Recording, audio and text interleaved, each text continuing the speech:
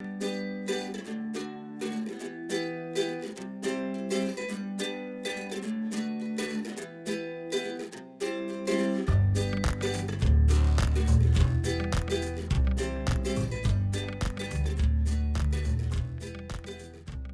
brown casserole is a mainstay in the Midwest in the US, so if you've never had it, you're going to love it.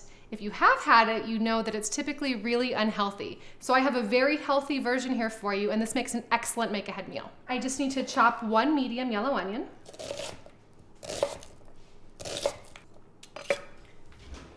There's 1/2, and the second half. So I'm not adding any dairy to this, there's no cheese in it, so the onion makes a huge difference. Even if you're not an onion lover, you definitely want to saute this and put in your casserole. When you chop an onion, make sure you have a flat hand and go through the center of each half, and then chop straight down, fingers back.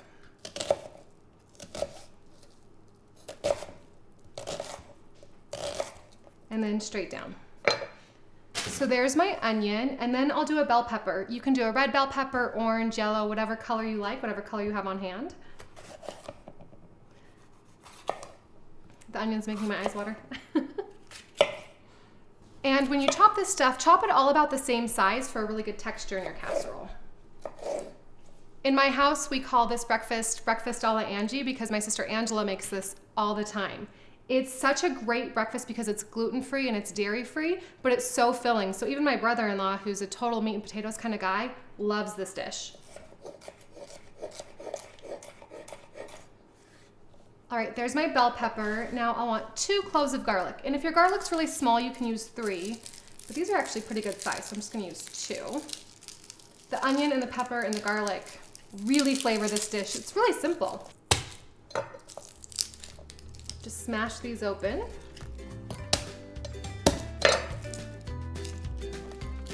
And then give your garlic a really fine chop, and then we'll saute all of this, layer it together, and then bake it in the oven.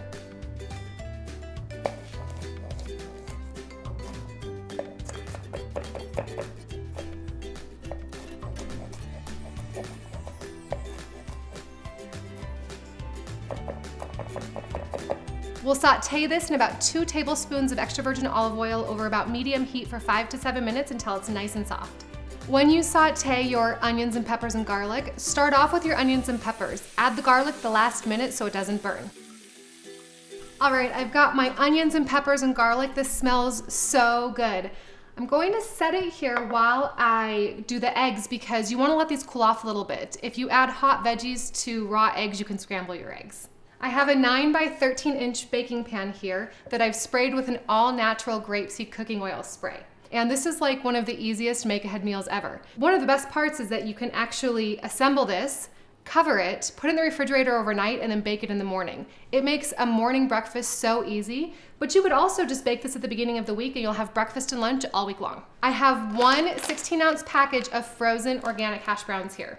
It's actually better to buy the frozen organic hash browns than to grate a potato because it makes for a way better texture in your casserole. Plus, it's really simple. So I'll just cut the top of this off. And again, I've sprayed this pan. These are slightly defrosted, but you don't have to defrost them all the way. Once you have your veggies cooked, this comes together super fast. So just spread those out. And then for the eggs, I'll do 10 eggs.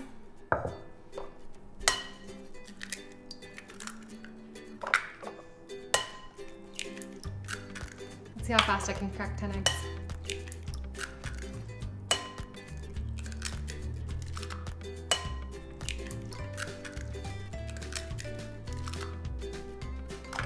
If you want to stretch this out a little bit, you can actually add 12 or 14 eggs. Your ratio will be a little off, but if you want more food, you can just put more eggs in.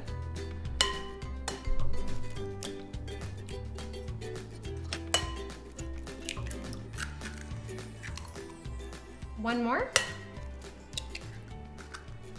I'll also add 1/3 cup of unsweetened almond milk. Make sure you buy the plain unsweetened almond milk. You don't want vanilla or sweetened almond milk in this. This just helps make a custard to have a really good casserole.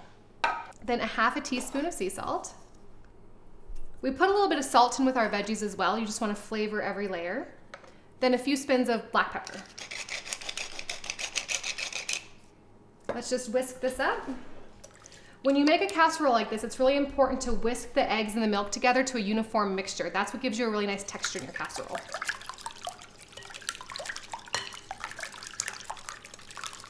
So take the time to whisk it really well.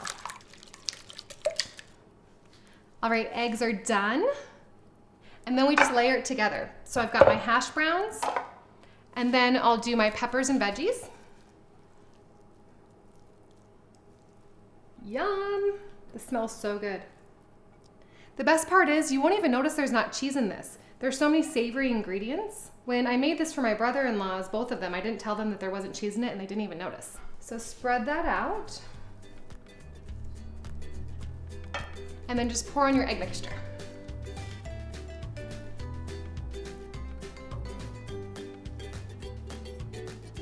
Cover this with plastic wrap and then put it in the refrigerator overnight. In the morning, preheat the oven to 350 degrees and bake this for 45 to 55 minutes until the eggs are set. This one's going in the refrigerator. I happen to have one that's already cooked. Let me grab it. And here's the finished product. This looks and smells so good. Let me grab a knife. This makes about 12 servings. You can cut it any way you want, but I usually do thirds going this way and then fourths going this way. Yum.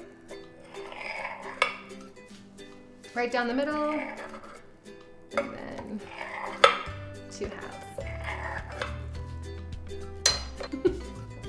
All right, onto the plate. We'll do 2 just for good measure. There's that. I've got some chives, just for some green color, some oniony flavor, totally optional.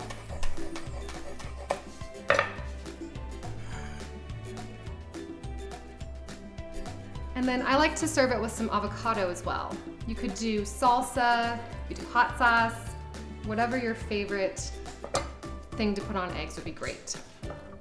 Just slice this up. I love this meal too. You can take this to go. You just wrap it in parchment paper. It's really good cold, room temperature, or hot. All right, time to taste it.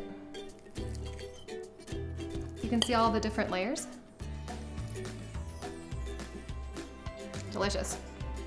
If you want more recipes like these, head on over to my blog at elizabethbrider.com and subscribe to my email list. I'll see you guys next time.